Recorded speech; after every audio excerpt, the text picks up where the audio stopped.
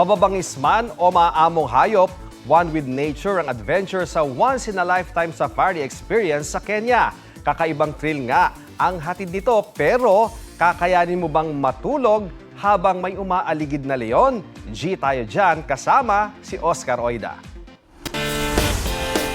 Lion, leopard, buffalo, rhinoceros, giraffe, zebra, elepante, at iba pang hayop. Malaya silang namumuhay sa kanilang tahanan, ang Masai Mara Wildlife Sanctuary sa Kenya. May up-close encounter sa mga yan si Ray Hermar at kanyang fiancé na si Miggy, kasama ang kanilang mga kaibigan. The moment I stepped in, the moment we landed, it felt so surreal already. As in, I cried. Oras-oras ang kanilang paghihintay para silang mga gutom na leon. Pero ang kanilang hinahanap, totoong gutom na leon at nangangaso ng kanyang makakain. At matulog habang may umaalikid na leon. Mag-hunt ng wildlife moments tulad ng leopard sa taas ng puno. Naghabol na makakita ng mabibilis na cheetah. Herd ng mga dambuhalang elepante kasama ang kanilang mga baby.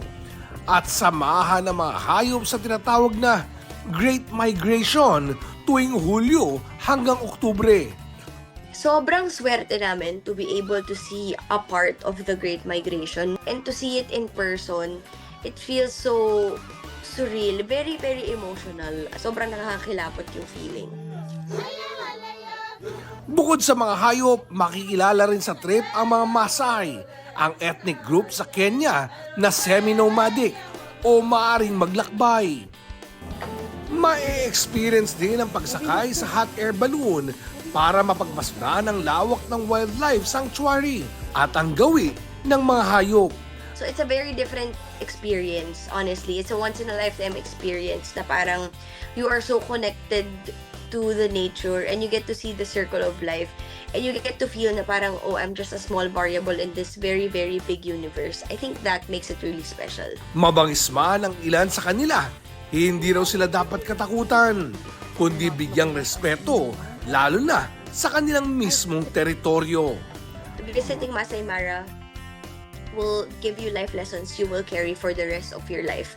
It's gonna change you in ways I don't have words for. You have to be there to feel it, but it's truly, truly life-changing. Oscar Oida, nagbabalita para sa GMA Integrated News. Huwag magpahuli sa mga balitang dapat niyong malaman. Mag-subscribe na sa GMA Integrated News sa YouTube.